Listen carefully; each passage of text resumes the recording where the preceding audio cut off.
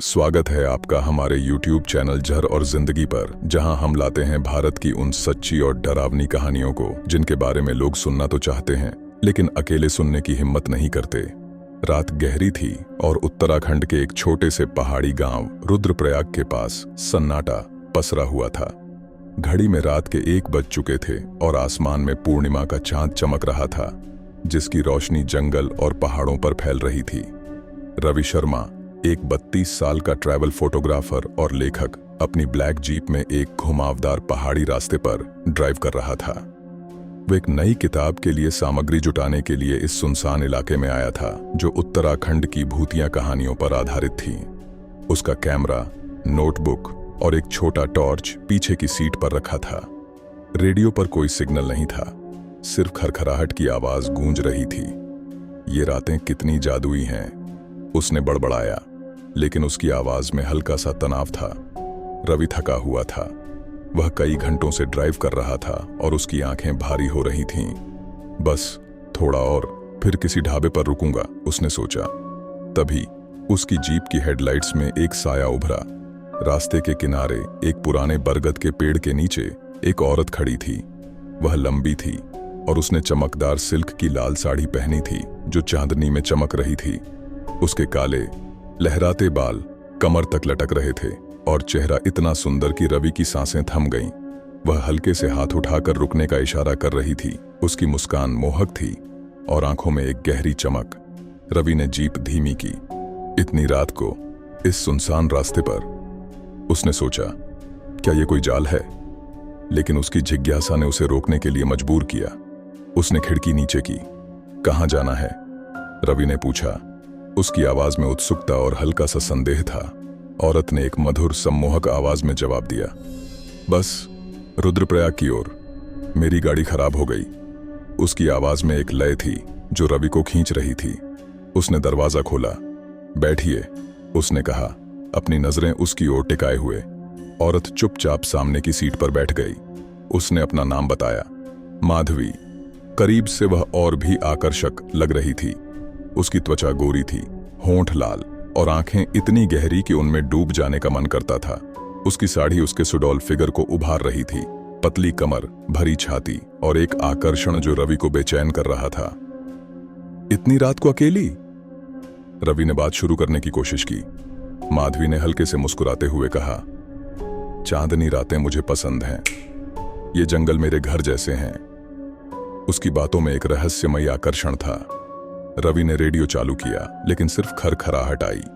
उसने हंसते हुए कहा, लगता है जंगल में रेडियो भी डर गया है। माधवी की हंसी गूंज उठी, मधुर लेकिन कहीं ना कहीं ठंडी। शायद जंगल को मेरी आवाज ज्यादा पसंद है, उसने कहा और उसका हाथ रवि के कंधे पर टिक गया। रवि का दिल तेजी से धड़कने लगा। अध्याय 2। मोहक जाल जीप पहाड़ी रास्तों पर धीरे धीरे चल रही थी। माधवी की मौजूदगी माहौल को गर्म कर रही थी। उसकी खुशबू, जंगली गुलाब और चंदन का मिश्रण रवि के होश उड़ा रही थी। उसने जीप की स्पीड थोड़ी कम की ताकि माधवी के साथ बात कर सके। तुम क्या करती हो? रवि ने पूछा। उसकी नजरें माधवी के चेहरे पर टिकी थीं। मैं रातों की सैर करती हूँ, चांदनी मुझे बुलाती है, माधवी ने जवाब दिया। उसका हाथ अब रवि की जांघ पर था। उसका स्पर्श हल्का था लेकिन गर्म। रवि का शरीर सिहर उठा। तुम बहुत बोल्ड हो, उसने कहा। उसकी आवाज में मस्ती थी। माधवी ने अपना चेहरा रवि के करीब किया। तुम्हें पसंद है, उसने फुसफुसाया। उसकी सांसें रवि के गाल पर लग रही थीं। माहौल अब तनावपूर्ण और रोमांचक हो गया था। रवि ने जीप को एक सुनसान मोड़ पर रोका, जहां चांदनी में एक छोटा सा खुला मैदान था और चारों तरफ घना जंगल। सन्नाटा इतना गहरा था कि जीप का इंजन भी जोर से सुनाई दे रहा था। माधवी ने रवि को किस किया, एक गहरा पैशनेट किस। उसके होंठ नरम थे, जीभ गर्म और उसका शरीर रवि के खिलाफ दब रहा था। रवि ने उसकी साड़ी का पल्लू खींचा। माधवी की छाती नंगी हो गई। सुंदर, गोरी और आकर्षक। तुम परफेक्ट हो, रवि ने कहा। उसकी आवाज में जुनून था। वे जीप की बैक सीट पर चले गए। माधवी ने रवि की शर्ट उतारी। उसकी उंगलियां उसके सीने पर नाच रही थीं। रवि ने उसकी साड़ी पूरी तरह खोल दी। माधवी का शरीर चांदनी में चमक रहा था। चिकनी त्वचा, सुडौल कर्व्स और एक आकर्षण जो रवि को पूरी तरह खींच रहा था। वह ऊपर थी। उसके लंबे बाल रवि के चेहरे पर गिर रहे थे। तुम्हारी आंखें जादुई हैं, रवि ने कहा। माधवी हंसी। चांदनी का जादू है, उसने जवाब दिया। उनका मिलन तीव्र था, जुनून और वासना से भरा। माधवी ने रवि के गले पर हल्का सा काटा, दर्द भरा लेकिन मजेदार। तुम वाइल्ड हो, रवि ने हंसते हुए कहा।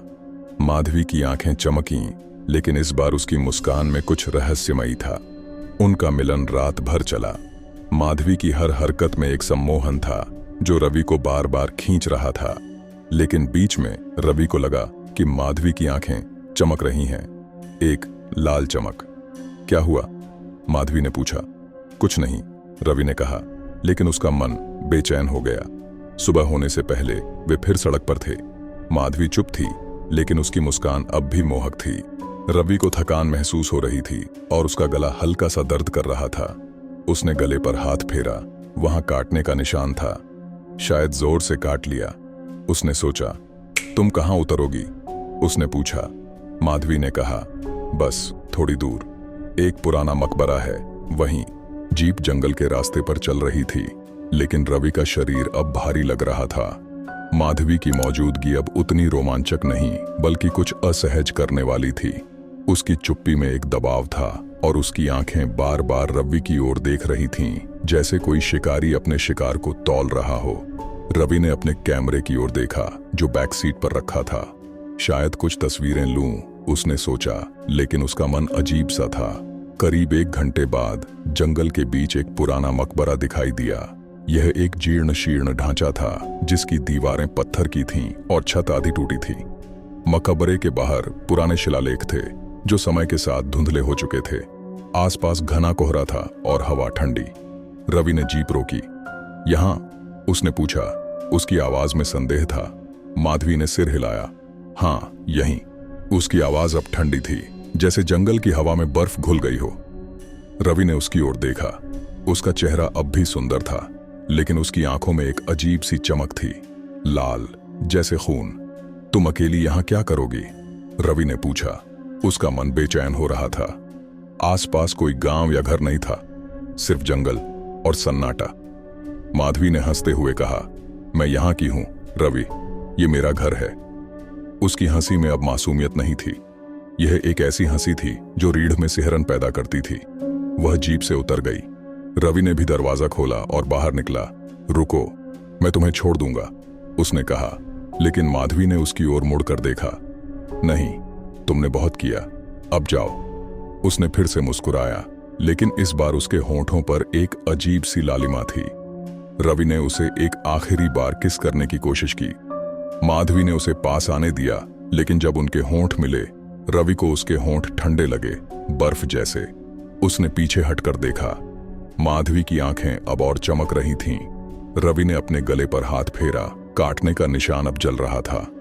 यह क्या है? उसने पूछा। उसकी आवाज में डर था। माधवी ने जवाब नहीं दिया। वह धीरे धीरे मकबरे की ओर चलने लगी और फिर कोहरे में गायब हो गई। रवि ने उसे पुकारा, माधवी, लेकिन सिर्फ उसकी हंसी की गूंज लौटी। रवि वापस जीप में बैठा।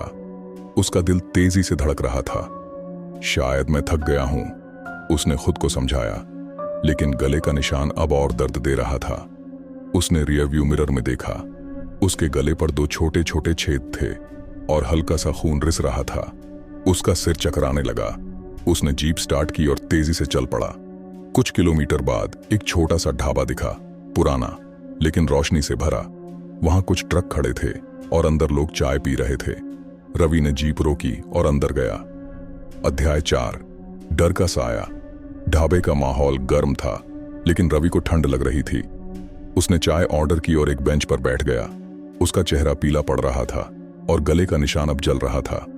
तभी एक बूढ़ा ढाबा मालिक उसके पास आया। बेटा, तुम ठीक तो हो? उसने पूछा। रवि के गले पर नजर पड़ते ही उसका चेहरा गंभीर हो गया। ये निशान, तुम उस औरत के साथ थे? रवि ने हैरानी से पूछा। कौन? माधवी, मालिक ने घबराते हुए कहा। माधवी, चांदनी रात का भूत। कई साल पहले उस मकबरे में उसकी हत्या हुई थी। वह जवान थी, सुंदर, लेकिन अब वह रात को भटकती है। पुरुषों को लुभाती है और उनका जीवन चूस लेती है। रवि ने हंसने की कोशिश की। ये सब बकवास है, मैंने उसे अभी छोड़ा। लेकिन मालिक गंभीर था। बेटा, सावधान रहो, कई लोग गायब हो चुके हैं। रवि ने अपने गले पर फिर से हाथ फेरा। निशान अब और गहरा लग रहा था। उसने ढाबे के टूटे फूटे शीशे में अपनी परछाई देखी। उसका चेहरा पीला पड़ रहा था। तभी शीशे में उसे एक और परछाई दिखी, माधवी की। वह मुस्कुरा रही थी, लेकिन उसकी आंखें लाल थीं। रवि ने पलटकर देखा, कोई नहीं था। वह जल्दी से जीप की ओर गया। मालिक ने पीछे से पुकारा, रात को अकेले मत जाना। लेकिन रवि का मन अब बेचैन था। उसने जीप स्टार्ट की और तेजी से रुद्रप्रयाग की ओर बढ़ा। लेकिन उसका शरीर कमजोर हो रहा था और उसकी आंखें भारी। माधवी की हंसी उसके कानों में गूंज रही थी। उसने रियर व्यू मिरर में देखा और उसकी सांसें थम गईं। माधवी पीछे की सीट पर बैठी थी, उसकी आंखें लाल और होठों पर एक डरावनी मुस्कान। तुम? रवि चीखा। तुम मेरे हो, माधवी ने कहा। उसकी आवाज अब ठंडी और भयानक थी। उसका चेहरा बदल रहा था, पीला, बेजान, और उसके दांत लंबे हो गए जैसे नुकीले खंजर। तुम भूत हो? रवि ने डर से पूछा। माधवी हंसी। मैं एक सक्सुबस हूं, मैं पुरुषों का जीवन चूसती हूं। तुमने मुझे प्यार दिया, अब मैं तुम्हारा जीवन लूंगी। अध्याय 5। अंतिम संघर्ष और श्राप। रवि ने जीप रोकी और बाहर भागा। जंगल में अंधेरा था और ठंडी हवा उसकी त्वचा को चीर रही थी। माधवी पीछे थी, उसकी हंसी जंगल में गूंज रही थी। तुम नहीं भाग सकते, उसने कहा। रवि ने अपनी जेब से टॉर्च निकाला और जंगल की ओर भागा। वह एक पुराने खंडहर में पहुंचा, जो शायद मकबरे का हिस्सा था।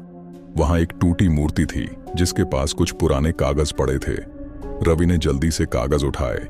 उनमें लिखा था कि माधवी एक सक्सुबस थी जिसे एक प्रेमी ने धोखा दिया था। उसकी आत्मा मकबरे में कैद थी और वह चांदनी रातों में भटकती थी। रवि ने अपनी जेब से लाइटर निकाला और कागजों को जलाने की कोशिश की। आग भड़की, माधवी चीखी और पीछे हटी। रवि जीप की ओर भागा और स्टार्ट की। माधवी बाहर थी, उसकी आंखें अब भी चमक रही थीं। उसने जीप को पूरी रफ्तार से भगाया। उसका शरीर कमजोर हो रहा था और गले का निशान अब खून रिस रहा था।